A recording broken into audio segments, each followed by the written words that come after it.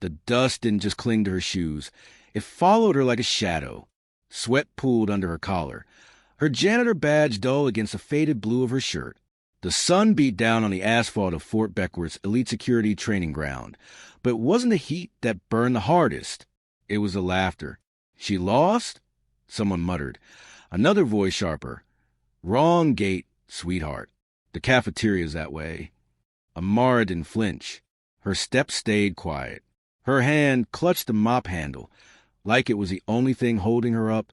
She was black, small-framed, with tightly braided hair tucked under a cap. Her sneakers were scuffed. Her pants worn thin at the knees. She didn't belong here, at least not to them. She knew better. They didn't see her. They saw her uniform, her skin, her silence. They didn't see the woman who once jumped from helicopters at night, or the soldier who held her breath in the deserts while radio signals cracked like fire. They didn't see the tattoo beneath her shirt, the mark nobody dared fake. But she wasn't here for them to see. Not yet. Inside the training hall, the air was heavy with sweat and ego. Weighted vests clanged against floors. Voices barked through drills. Most trainees wore tactical black, sleek and expensive. Amara moved through them invisible, pushing a cart of cleaning supplies toward the back racks. That's when it began. A tall woman in a spotless white tracksuit leaned against a row of benches. Her name was Kelsey. She had a voice like a whip and a smile that never reached her eyes. She cocked her head, chewing gum, and looked Amara up and down. Who let the help into live drills? The laughter came quick, easy. A few white trainees elbowed each other. One of them, a muscle-bound guy with a crew cut, added, "She get lost on a plantation tour?" Amara's jaw tightened, just a flicker. She bent to pick up a drop towel and kept her eyes low. "I'm here on assignment," she said quietly. Kelsey stepped forward, snapping her fingers. "Well, assigned or not, you're my squad's way. Maybe try the laundry rooms next time, okay?" Amara didn't answer. She didn't look up. That's what angered the most. Later, in the locker room, it got worse. A red-haired trainee named Brooke shoved her gym bag onto the bench, knocking Amara's cleaning supplies to the ground. "Oops," she sneered. "Guess someone's too used to picking up after folks." Laughter again, this time nastier. "You polish boots too?" One of them grinned. "Or just white floors?" Amara knelt silently, retrieving her supplies. Brooke leaned in, her tone low and mocking. "You don't belong here. We know it. You know it. So why are you pretending?" Amara met her eyes the first time, not with fear, but with something colder. She didn't speak. She didn't have to. By the afternoon, the whispers had turned to dares. Out on the dusty training field, she was sweeping the perimeter when a man named Tucker, broad shoulders, blond buzz cut, spotted her. "Hey!" he shouted. "This is a secure area. No ID, no access." Amara calmly reached for her lanyard. "Temporary badge," she said. Tucker crossed the distance fast. "Could be fake. Take off your jacket. Let's see if you're hiding wires." The other trainees turned, sensing blood.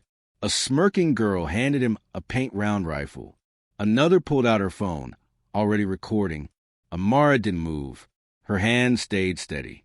Then a smooth voice chimed in, Lucas, another white trainee with too much confidence and not enough sense. "Come on, mop queen. Show us you're not just here to clean up our sweat. Prove you're not one of those diversity hires." The silence after that was sharp. Amara's grip tightened, but she didn't lift the jacket. She didn't raise her voice. She just stared straight into Lucas's smirk and said, "You're going to wish you never said that." The laughter wavered. The wind picked up, and for the first time that day, somebody looked uncertain. The cafeteria was loud, echoing with boots and half-hearted banter. Amara moved between the tables with her tray cart, collecting stained napkins, untouched bread rolls, and forgotten cutlery. Her steps were soft, careful, practiced. Her presence, once again, was background noise until they chose to make her the main act. At table 7, a cluster of trainees leaned back in their chairs, all white, all loud. Tucker, still puffed up from his earlier stunt, nudged the tray to the edge with the back of his boot. It teetered, then fell. The tray hit the floor with a splatter. mashed potatoes, gravy, and thick stew, all pooling near Amara's boots. One of them clapped sarcastically. "Oops," Tucker said, feigning innocence. "Looks like you miss a spot, sweetheart." The others laughed, some throwing straws, one flicking peas at her back like darts. Amara didn't flinch. She knelt, picked up the tray, didn't speak. A blonde woman in a tight polo, Lindsay, leaned forward, whispering just loud enough for her voice to carry. "You should smile more. Might help you keep your little janitor job when this place goes private." Someone snorted. "She ain't here for a job. She's here to check off a recruitment quota." Another voice. "Y'all ever seen a cleaner who walks like a soldier?" Amara didn't look up. Her eyes were fixed on a tiny green bean rolling beneath the chair. She reached out, pinched it gently, and placed it on the tray. Like every piece mattered. That's what they hated most. She didn't break. Back outside, a weapons drill was in progress. Rubber bullets popped like firecrackers as trainees cleared obstacle courses. Amara returned to the edge of the yard, sweeping up shell casings near the crates. She was almost invisible again, until she wasn't. A trainee tripped, falling hard behind a target post. A second later, a misfired round zipped through the air. Fast, wrong, aimed straight at his neck. Nobody noticed. Nobody except Amara. She didn't think. She dropped the broom, stepped forward, and swung her supply bag like a shield. The round slammed into canvas with a thud, inches from the man's head. He scrambled up confused. "Why, you good," he mumbled, brushing dust from his shirt. Amara nodded once and went back to her sweeping like nothing had happened. But people saw it. This time they saw. A few trainees stared longer than they should have. Others whispered. No jokes this time. Just eyes. That night, in the locker bay, a woman named Naomi, sharp pale, always dressed like she was ready for war, stared Amara down while pulling on her boots. "What's your game?" she asked. Amara looked at her. "I sweep floors." Naomi narrowed her eyes. "You reset a bolt carrier like you've done it in your sleep. You caught a live round midair. Nobody here buys you're just maintenance." Amara smiled, but there was no warmth in it. "That's because you've never met someone who didn't need your permission to matter." The silence after that was longer than expected. Naomi didn't answer. She just stared. The next morning, the projector screen in the main hall flickered during a presentation. A grainy photo appeared, years old, faded with time. A unit in tactical black. Blurred faces. Except one. A black woman, half turned toward the camera. Posture perfect. Hand resting on a combat rifle. Hair in tight braids. Expression unreadable. Gasps rippled. Lindsay leaned forward. "Wait, is that her?" Amara, mopping beneath the screen, unplugged projector with one flick. The image vanished. Nobody spoke. She picked up her cart and rolled it toward the door. But this time, the sound of her footsteps echoed louder than the instructors' voices. Something was shifting, and the ones who once laughed were now starting to look over their shoulders. The morning sun poured across the training field like molten gold, but the warmth didn't reach the air. Not after what they'd seen. Not after that photograph. Whispers clung to every wall, passed between clenched jaws and darting eyes. But Amara moved the same. She rolled her mop bucket across the cracked concrete like nothing had changed. Her shirt was still loose. Her badge still temporary. But now, every eye that once mocked her now tracked her with an uneasy silence. That silence didn't last. Greg Martin, one of the assistant instructors, stormed out from the operation shed with purpose in his boots and fury in his eyes. He was the kind of white man who hated being ignored, especially by someone he'd already decided was beneath him. His voice cracked through the air like a whip. "You think you're better than us now," he barked. "Playing games with mystery tattoos. Saving trainees for clout?" Amara didn't stop. She dunked the mop and twisted it with calm precision. Greg stepped into her path. "This is a secure facility. Show us your ID. Now!" She looked up. I showed it at the gate. Greg's eyes narrowed. "That temp pass doesn't mean jack. You could have stolen it. Take off your jacket." A crowd was already forming. Phones out. A few smirks returning. Some trainees craving drama, others hoping for vindication. Kelsey leaned against a fence, arms crossed. Tucker stood nearby, eyes hungry for humiliation. You heard him. Someone called, "Prove you're not just a glorified cleaner." Amara didn't raise her voice. "You don't get to demand proof. You never did." Greg stepped closer, fingers stabbing toward her chest. "You're a liar. Take off the damn jacket, or I'll have you removed." She set her mop down gently, like placing a flower on a grave. "I know your type," she said. "The ones who think noise equals power. That shouting someone down is the same as being right." The silence was brittle. Then came a voice from the side. "Hold!" The veteran stood near the weapons crate, his face calm but grave, black, scarred, seasoned. His presence carried weight the others lacked. He lifted a hand, slowly, and held up a small black device. "This was found under a vest in Storage C," he said. "Military-grade comms unit. Custom build. Snake wrapped around a sword." Gasps swept through the crowd. Greg's mouth opened, but no sound came. Holt's eyes flicked to Amara, then back to crowd. "I've seen that insignia once before, when I served in the Gulf. A unit nobody talks about, because they don't exist. Because they're ghosts." Someone whispered, "Ghost Viper." Kelsey stiffened. Tucker took a step back. Amara didn't move. Holt's voice lowered. "If she's carrying that, she's not a janitor. And she's definitely not someone you should be poking." Greg turned red, his fists clenched. "This is bullsh." Then Colonel Beckett Daniels stepped onto the field. His boot struck the dirt with precision. His sharp white crew cut glinted under the sun. He wasn't shouting. He didn't need to. His gaze scanned the crowd, then locked on Amara. It held there, unblinking. "Where'd you get that device?" he asked, voice tight. Amara met his stare. "Same place I got the clearance code to unlock your armory last week." Beckett froze. A ripple passed the crowd again, disbelief, realization, and for some, fear. And then, with measured control, Daniels stepped forward. He looked at Greg, then Holt, then the rest. "I need to speak to her. Alone."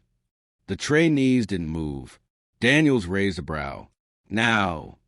They scattered, but Amara stayed rooted, unmoved by the chaos.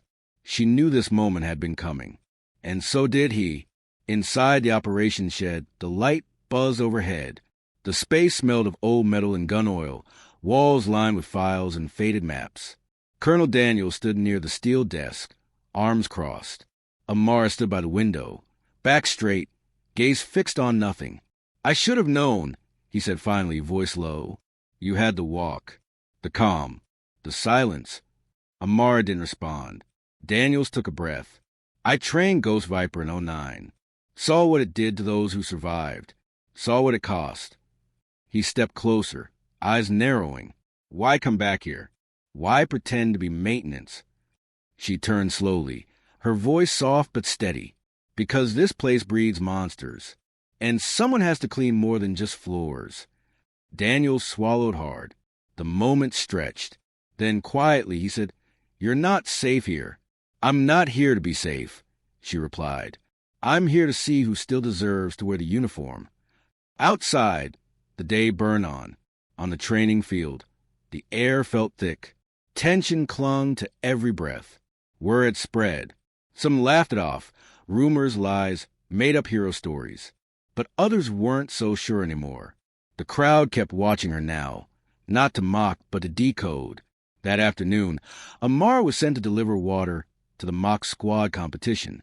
She wheeled the crate across the dry field. Squad Charlie, led by Kelsey and Tucker, waited near the barricade. As she approached, Kelsey grabbed a bottle and poured it down Amara's back. "There, hydrated now," she sneered. The others laughed. Tucker clapped. Someone muttered, "Hope that washes off the attitude." Then another voice, "Drown the rat." Water bottles flew, some full, some open. One cracked against Amara's side. She stood there, soaked, dripping, her old shirt clinging to her skin. Her fists clenched, then relaxed. Her breathing stayed calm, but her eyes turned steel. "You done?" she asked. Her voice was quiet. So quiet cut through the laughter like a blade. Kelsey blinked. She expected shouting. She got control, and that scared her. Amara picked up the crate, water sloshing at her ankles, and turned. Her shoes left wet footprints across the dust as she walked away, not broken but heavier. That night, a storm brewed inside every corner of the camp. Some trainees argued in hushed tones. Others replayed the earlier scenes, rewatching footage on private phones, their laughter now thinned by guilt. Then it happened. At 2:47 a.m., a breach in the digital security grid triggered a full lockdown. The armory doors sealed shut. Alarms flashed. Trainees scrambled in confusion. Gear locked behind steel, comms down, no access to weapons for the night drill. In the control room, Amara was alone, mopping near the back when the red lights flared. She looked up once. No panic, just calculation. She stepped to the console. 12 digits. She entered them like a rhythm, no hesitation. Click, beep, green, doors unlocked, system restored. When the instructor rushed in moments later, breath tight with confusion, he found Amara already back with the mop, the keys still warm beneath her fingertips. "How'd you know that code?" he asked, almost accusing. She didn't look up. "I pay attention," she said. And just like that, she turned and left. By morning, whispers had become awe, but not everyone bowed. Kyle, big, brash, always ready to impress, saw the shift, saw the threat, and he wasn't having it. "She's nobody," he shouted, "just a damn janitor with a good memory." No one responded, so he went further. During the final field assembly, with everyone gathered for gear check, he stormed forward and grabbed Amara's collar. "You want to play like you're one of us?" he barked. "Let's see the truth." He yanked the back of her shirt down, the fabric tearing loud and sharp. Gasps exploded, because there it was. The white ink shimmered faintly under the morning sun. A serpent curled around the blade, the mark of the ghost viper. Real, clean, untouched. Kyle froze, his hand still gripping fabric. The crowd held its breath, and Amara didn't move. She just turned her head and looked directly into Kyle's soul. Her gaze was still, not loud, not dramatic, just still. Kyle's hand, still clutched to the torn fabric, began to tremble. His bravado drained from his face like a leaking faucet. He stepped back, one step, then another. I didn't know," he muttered. Amara's voice came low, sharp, every syllable laced with something ancient and unshakable. "And that's the problem. You never do. You mock what you don't understand. You threaten what you can't control." No one laughed. No one moved. Kelsey's arms were wrapped around herself now. Tucker's jaw twitched. Even Lindsay, who once sneered at Amara's cleaning shoes, couldn't look her in the eye.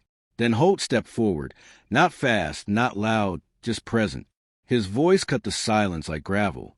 "Don't force her," he said. "I've seen that tattoo before. Just once. Afghanistan, 2012. The woman who wore it walked through fire." The crowd was shifting now. This wasn't just about reputation anymore. This was about fear, regret, reckoning. And then Colonel Daniels appeared, walking through the circle like a ghost through fog. His boots echoed across the cracked earth. He didn't ask questions. He didn't shout. He stopped in front of her. His eyes landed on the tattoo, then on her face, and then the unthinkable. He dropped to one knee, right hand over heart, head bowed. "I was assistant instructor for Ghost Viper operations in 2010, he said. "I trained legends, and I missed the one standing in front of me." He lifted his chin. "Forgive the insult, Commander Amara." A wave hit the field. Silent but seismic. Kelsey's lips parted, her hands trembling. Tucker stared at the dirt like he wished it would open up and swallow him. Kyle was crying, not loud, not performative, just broken. And then came Leanne. She'd always wanted the spotlight, and now that it had shifted, she panicked, grabbing a megaphone off the table. She flipped it on with shaking fingers. Hey, everyone. Applaud the janitor turned superhero," she screamed, her tone dripping with sarcasm. "Let's get her a cape next time." maybe even a throne. No one responded. She circled Amara, waving the megaphone wildly. Come on, show us those special agent moves. Do a spin, do a salute. Isn't that what you people love, attention? The feedback from the megaphone screeched. Amara didn't blink, didn't flinch, didn't need to, because that silence, that unwavering stillness was louder than any shout. Leanne's voice faltered. The megaphone dropped an inch, then another, and then Amara took one step forward. One step, no threat, no anger, just presence. And Leanne dropped the megaphone. She backed away, hands trembling, muttering something no one could hear.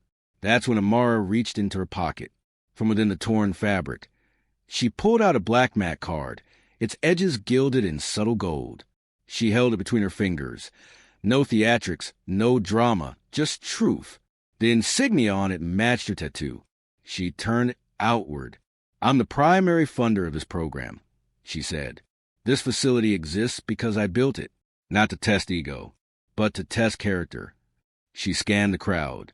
You humiliated someone? You're off the list. You degraded someone weaker? You're out. You threw food, poured water, screamed names? Gone. No shouting, no anger, just finality. A slow beat of silence passed. Then, like an avalanche cracking, reality settled in. Vanessa, gone pale. Kyle, hyperventilating. Greg, backing toward the shed. Tucker's phone fell from his hand and cracked against the concrete. Nobody said a word, because they knew they weren't just facing a mistake. They were facing the cost of it. And Amara? She turned, her shirt still torn, her back still exposed, and walked through them. The crowd parted like smoke before wind. They didn't speak, because for the first time they listened. The next morning, the dorms fell hollow. Kyle was gone. Word spread fast. Expelled, blacklisted, his name scrubbed from the Blackwatch training network within hours. No appeals, no hearing, just silence. Vanessa's contract with a luxury tactical brand collapsed overnight. Clips of her laughing, splashing water, and sneering at Amara had hit social media. The comment section burned. Sponsors pulled out. Her once polished image was now a smoldering wreck. Greg was reassigned to a desk job in a different state, stripped of clearance, title, and future. Tucker's references vanished. His records quietly flagged. His emails unanswered. Leanne's leadership blog, once filled with selfies and combat gear, was flooded with comments. Where's your crown now? You bullied a hero. You humiliated the founder of the program that let you exist.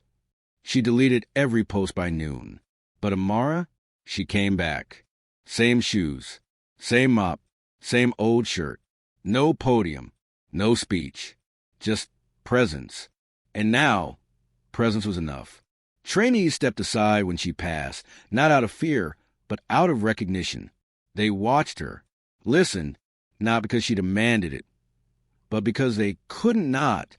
During combat simulations, a few instructors started trailing her, quietly noting how she checked perimeter drills, recalibrated weights on trainee packs without saying a word, adjusted targets when no one was looking. Small things. Things only a professional would know to do. Rachel, one of the former skeptics, approached her one afternoon. No camera. No audience. I didn't know, she said. Amara didn't look at her.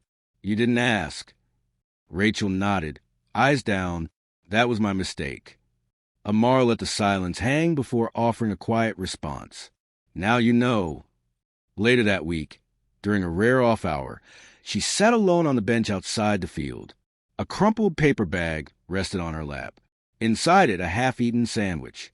The air was soft. The wind held its breath. Then a black SUV pulled up, unmarked, silent. A tall man stepped out, broad shoulders, clean-cut, his jacket plain. Nothing flashy, but his steps were measured, his presence solid. The few trainees nearby froze. He walked to her without a word, leaned down and murmured something in her ear. She nodded once and handed him the other half of her sandwich. He sat beside her. They ate together without speaking, without explaining. Daniels walked by, saw them, and stopped mid-step. He straightened, nodded, not at the man, but at her, because now everyone knew this was her husband, this was her world, and they had only been passing through it. After a few minutes, they rose. He placed a hand lightly on her back. She stood, straight, steady, unbothered. They walked to the SUV together. Not rushed, not proud, just whole. She didn't need a crowd. She didn't need applause. Because the truth was never about proving herself. It was about living with her spine unbroken. When the vehicle disappeared beyond the gates, the field stayed quiet. Not out of command, but respect. Amara's story didn't go viral for revenge. She didn't rise to take power. She didn't fight back with noise. She simply never lowered herself to where they wanted her. And in doing so, she rose above them all. For every person told, "You don't belong here." For every woman silenced because she looked different. For every black soul told to stay in the background, Amara didn't shout back. She stood still. And that was louder than anything else. Because when the truth walks in silence, the world leans in to listen.